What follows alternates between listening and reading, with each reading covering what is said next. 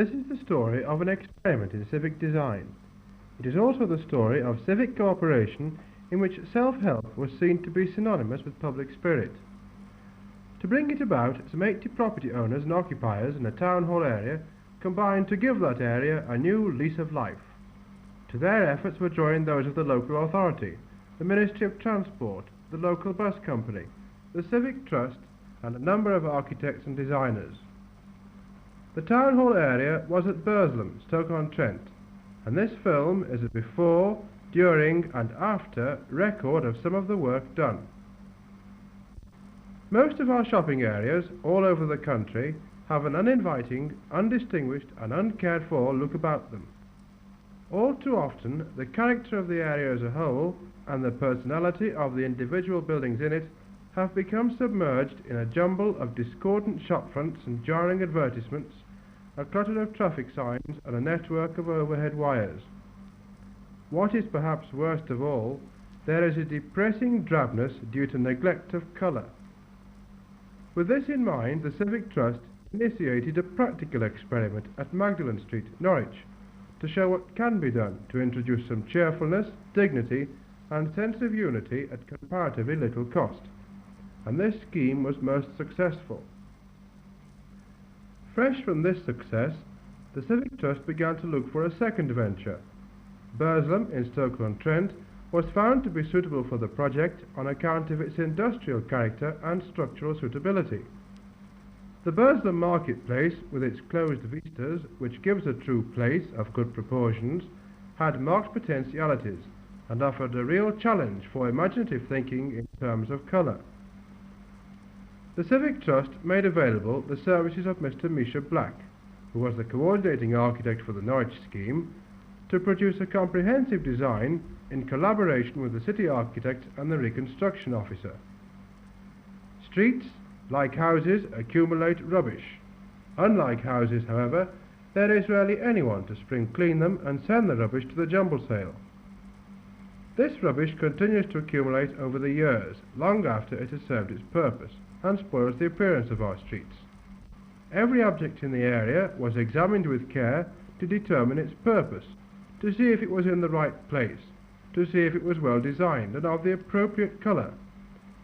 The motto of the team working on this problem became, "If in doubt, throw it out." A particular instance of this was the fountain, which was in fact thrown out. Although the marketplace was completely devoid of trees or a blade of grass, and had deteriorated into little more than a turning area for omnibuses and an unkempt car park, there still remained surrounding the old town hall a group of 80 premises, mostly shops having architectural qualities and in some instances associations with Arnold Bennett, even if they were masked by years of neglect. Before the end of 1959, all the proposals for the various properties in the scheme submitted by the panel of architects had been finalised and agreed. Early in 1960, tenders for the work involved had been invited and accepted, and the renovating and repainting began at the beginning of April 1960 and continued until the first week in May.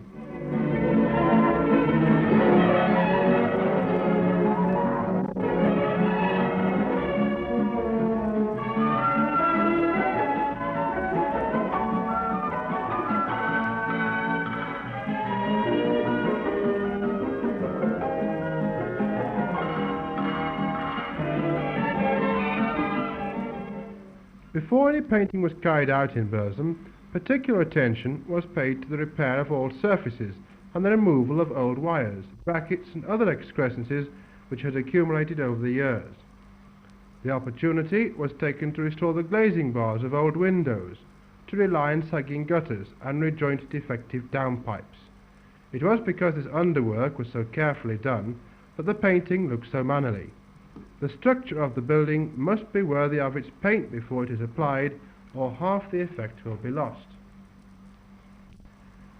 There are too many colours in the paint manufacturers' catalogues for all to be permissible in any one decorative scheme. It was therefore essential to pick a small range of colours which were suitable for juxtaposition and for the effect required. Two groups of 17 colours selected from the British Standard range were shown in a manual. The first group of 11 strong colours was intended primarily for small areas such as fascias, doors, windows and other woodwork. The second group of 6 paler colours was for larger surfaces. Those admirable neutrals, black and white, were of course used in addition, making a total of 19 colours to choose from. Giving some of these premises their facelift was not a matter of painting alone. A thorough cleaning of existing surfaces achieved a gleaming new look. Darker colours, though not desirable in great quantity, contrast happily with the lighter ones in more general use, and provide the visual stimulation so necessary to the success of any colour scheme. The brightest colours were used to break the area into sections, and thereby add to its interest. They were also used to pick out buildings of special character, and on buildings such as public houses, where a gayer approach seemed more permissible than elsewhere. Brickwork, stone, flint, and other natural surfaces in good condition were not normally painted, though there were some exceptions to this rule. The bus stops were redesigned. The previous ugly panels, bracketed clumsily to their posts, were replaced by purpose-made stove enamel signs with rounded corners, bolted to 2 short arms projecting from capped posts. The wording was simplified and greater emphasis placed on the all-important destination names, which were previously less easy to read or even non-existent. Every remaining object in the area was repainted: militia beacons and their poles, guardrails, street nameplates, telephone kiosks, traffic lights, flagpoles, etc. A number of pedestrian guardrails, most of them damaged by years of use, were removed and in some cases replaced by new bus shelters to the design of the city architect. In the aggregate, the close attention to this sort of detail was a major contributing factor to the trim appearance of the area.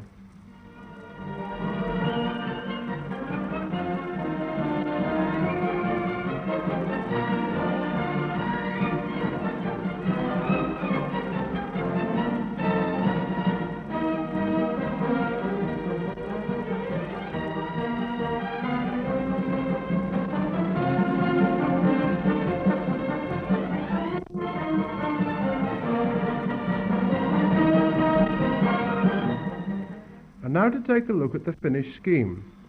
The use of vivid colours requires skill, sensitivity and experience if vulgarity is to be avoided. A street, after all, is not an exhibition which can easily be changed as soon as the effect becomes tiresome. Buildings are only repainted every few years, and restraint is preferable to an artificial gaiety which may not last its term of office. White, black, light grey, and some carefully selected pale colours contrasting with brick or stone are nearly always preferable to strong colours inexpertly used. In such a scheme, brighter colours can still be used for visual punctuation, for doorways, for some shop fascias and blinds, or to terminate the view down a passage. Projecting signs can add interest to a shopping street and be helpful to the public. They must not, however, be numerous, or they will defeat their own ends, as well as spoil the appearance of the street. The signs that were retained, in most cases they were inn signs, or related directly to the business of the shop, were painted dark or strong colour, to contrast with that of the building, with lettering and perhaps a border in white or lighter colours.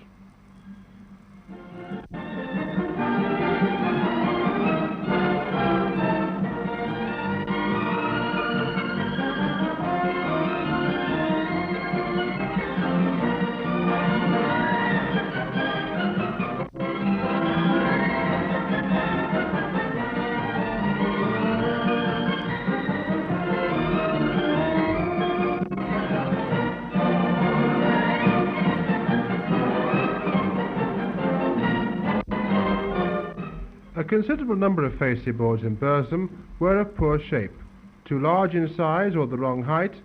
In particular, as elsewhere, they had often crept up over part of the first floor windows, thus destroying the balance of the facade. Materials used for the new fascias were, in the main, painted wood. Highly reflecting surfaces for shop fascias are rarely satisfactory, and dark colours are generally to be preferred to light. The average cost of painting each shop in the scheme worked out at approximately £100. In some cases where the opportunity was taken to carry out structural repairs, this figure was exceeded, but most traders have made their contribution within the £100. It is of interest to record that of the 80 premises in the marketplace area, several shop fronts have been renewed altogether. Many fascia boards over shops have been renovated and improved by new lettering, all ugly advertisement boards and blatant trade signs have been removed, and most shops have installed new sunblinds and colourful curtaining to their upper windows. These are but a few of the improvements which the scheme has brought about.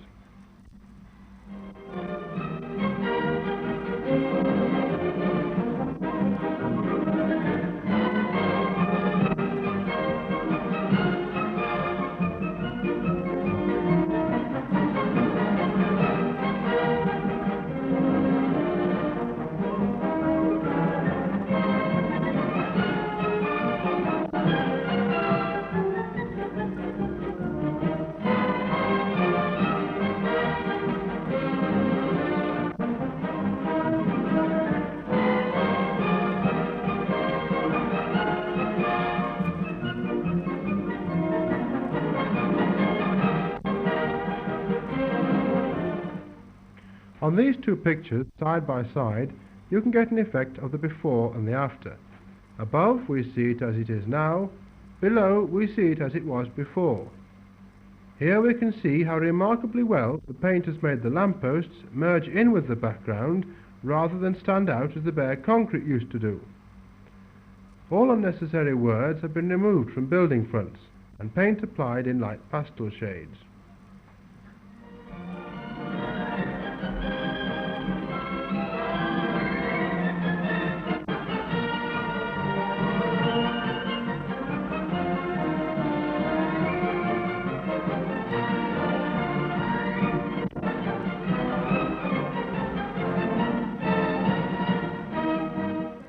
Here we can see the old buildings on the right and the new decor on the left.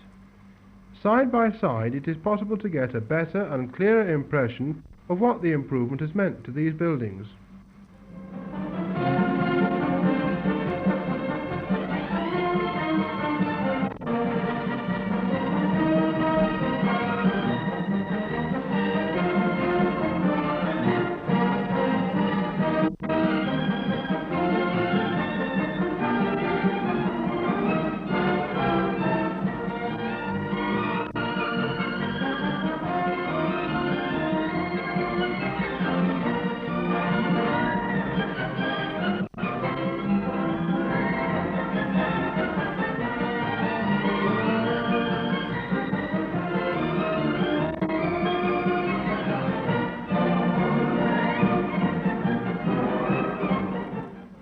The new garden has been specially designed to provide a pleasant setting for the old town hall, a building of considerable architectural interest. Trees which have been planted in the garden include a sycamore, thorn, plane and alder. Lawns and flower beds contrast with the new ornamental paving, terrace and bus shelters. The City Council has spent nearly £22,000, including £8,800 for the gardens, shelters, trees and ornamental paving. This Stoke-on-Trent improvement breaks new ground. It applies the lessons of Magdalen Street to a drab industrial area. Its clean colours and newly planted trees presage the livelier townscape made possible for such areas by smoke abatement and advances in industrial technique.